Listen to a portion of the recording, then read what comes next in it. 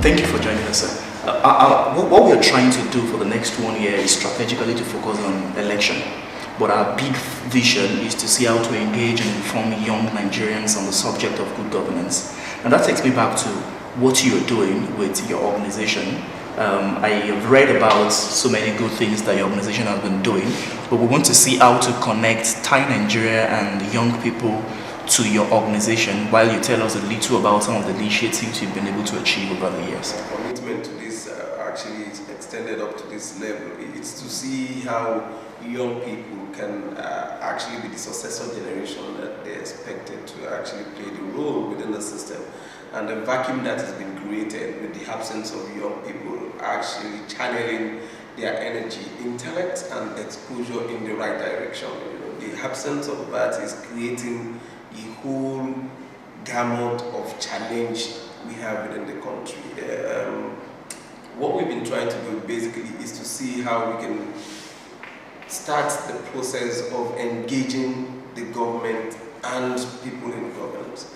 The idea for us is to stop the extent of impunity such that cases of either corruption and abuse of office reported either in the media is not allowed to just go like that. It's been a recurring trend such that all you just hear every day is someone stole so amount of money, another person has stolen that.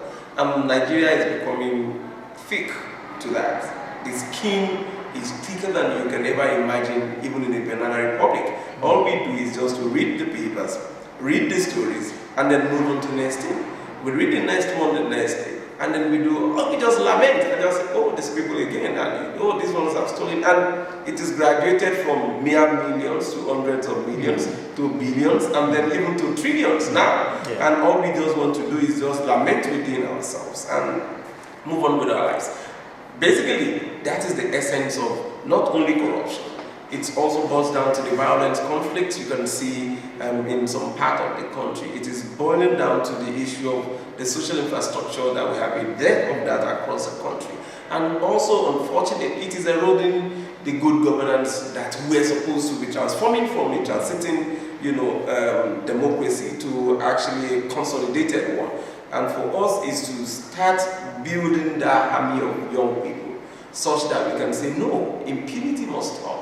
And how does it stop? It is by raising questions and demanding answers from the people who are supposed to give the answers. And when we don't have the answers, we don't give up. We continue raising the questions, using the instrumentalities of the law, both within and outside the country, and building partnership, both with the community within the civil society and government in other countries who have the capacity to compel our system and governments to actually give those answers and accountability. And for us, accountability is not only when budgets are presented or when reports are presented of activities. It is how to engage even contents of those reports.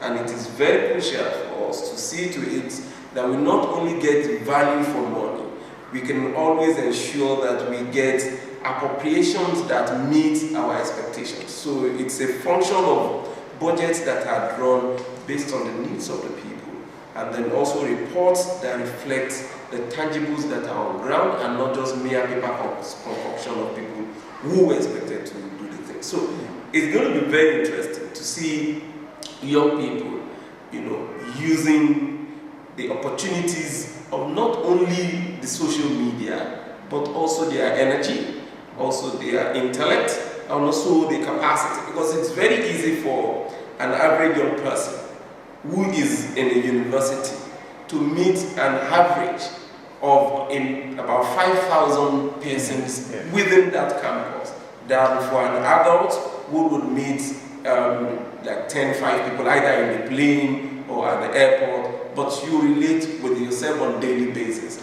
And then you have the capacity to influence each other and mobilize for a structural change that the system is required at this point. I'm a friend of the organization, the Resource Center, and I know that you've been monitoring elections for the past number of years. This 2015 election is coming up. How do you think young people can be actively involved in this electioneering process in terms of monitoring this election? Yeah, I think that is one of the most crucial things that can actually snowball into the longer term of your project. And what we need to do is to set a medium term for what your entire Nigeria is going to do, and use the 2015 election, as a parameter to see how much you can achieve with that. And for me, your monitoring the elections should start immediately from now.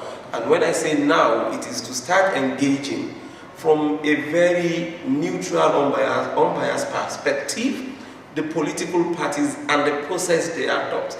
There are constitutional provisions for how aspirants and candidates are expected to emerge in political parties. So where Party A is failing in adhering with the constitution of not only the party, but even the country, it is almost on the young people to actually issue statements to that effect, criticizing such process. And as much as possible, mobilizing young people to start campaigning against such a party, even at the time of election. Because that is a party that cannot abide by its own principles, laws, and constitution, can never abide by the country's constitution if voted into office. So that is a major campaign tool for the young people. So we need to monitor how the parties run through the process. You don't have to be a member of the party. For a party that is aspiring to lead the country, you need to understand how they want to bring about elements who will be representing the party. So it is now that we need to start also engaging.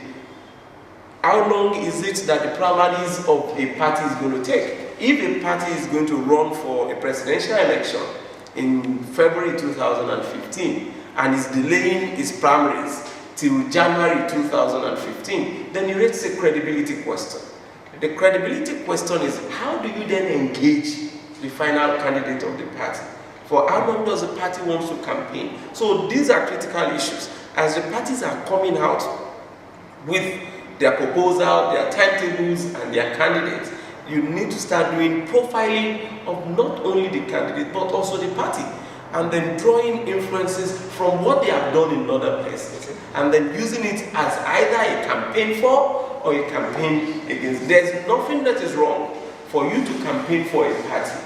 If you can see positive antecedents in the party, it can become a reference point to say, if this party can do this and is able to build on this, then the Nigerian youth would be more than willing to have these kind of programs and policies implemented in other places. And if you see a party that has faltered, that has betrayed the trust of the people, nothing stops the young people from campaigning against such party, because all it brings about is the best of not only the parties, but also the candidates that are going to emerge. So our monitoring process, when it comes to the election, what the electoral law allows you is what they call observers status. Okay. But during this process, leading to the election, you can do your monitoring. And the monitoring allows you to comment on the process and provide solutions and alternatives. But during the election, you can only see what happens. But I can tell you the situation is changing, because that was what happened in Osun. For instance, people were able to put the results in public domain ahead of INEC. All they didn't do was to declare a winner, but then so it becomes very difficult for either INEC or party in power at the state or at the federal level to declare an alternative result, because the results were either on social media, on the electronic version of the newspapers, and it was already on people's lips. So these are the kind of critical engagements that we need to do, and hopefully we will get to such a stage. I mean, like I said, I was in Ghana for the election, and the interesting thing was they have what they call the community radio. So the community radio in every community was able to announce the results at their community. So as the results were announced by the radio, all the results. So it is not talking about any winner or any loser, but it's just telling you this is the result. So it becomes very easy for aspirants, candidates, interested parties and stakeholders to start taking notes and do your own summation ahead of when the electoral body will be making announcements. The question is tailored towards youth and their participation in politics in Nigeria. How can we get the youth of Nigeria not only to be actively involved but also vie for political roles? Because in as much as older individuals are vying for this role, they cannot really know what we want because they're not in exactly within our generation. So how can we get the youth of Nigeria to actually go out and vie for these political roles? Okay. The first thing is nobody can represent you better than yourself. So that is what, even beyond the young person, everybody knows where the shoe pinches. So if I am speaking for you, I will only speak to the extent of what you have told me or what I can see. The young people will need to understand the failure of the young people to get involved is why you have these skyrocketing and exorbitant tuition fees that are fixed by governments at state and federal level. It is why you don't have unemployment benefit. It is why you don't have job created. It is why you don't have social security. It is why you don't have good transportation system. And that is why you don't even have any form of consideration except for, say, when you flying, most especially only international flights, is where you have price differentials in terms of the fare for adults and young people. That is when they give those considerations. But when you come down here, there's nothing that you want to get where they would give you a special preference because you're a young person. It's basically because young persons are not there. And these older people are not even considering you when policies and programs are considered. So the first thing is to make these young people realize that there's a problem that is inherent in their failure to participate in politics. 1. 2, the first way to go is not to get individuals to go in pockets there. 2 things are possible. Is either they outsmart you such that you don't even get to that office because you're just going more or less to go and beg where they already have the control. The second one, if the office, by whatever means or chance, they will determine what you will do in that office because you're operating within their enclaves. So the first thing is to form yourself into a bloc that becomes indispensable for them, such that they see you threatening their own so-called political space. And in the absence of that, power does not concede except to a superior power. And like it said, power is never served a la carte. So you need to actually walk through the process. So it is actually usually a project that you need to sit down, design how you want to engage the process.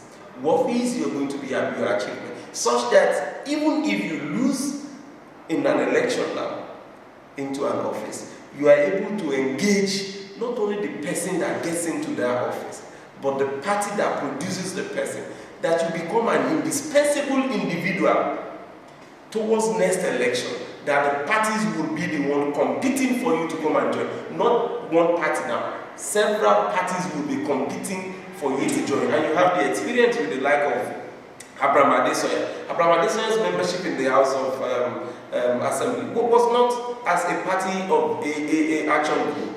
Even though Action Group was the dominant party in the Southwest, he was an independent candidate who had moved around, galvanized people into action, and it became very easy for him to join any political parties and eventually won. So it was left for the party to lose him and lose the seat, or just get him and get the seat. So it is very crucial that you use every available tools and means to start mobilizing yourselves. And one of the things that can immediately impugn on the integrity of anybody is to allow your political interests to be cloud some of the things that you want to do. The first way to attract followership and influence the change is to dispassionately detach yourself from whatever is going to be an individual benefit, and then try to see how you want to work on a collective interest where everybody can come to subscribe and ideas can be traded and then the superior argument will become the final decision of everybody.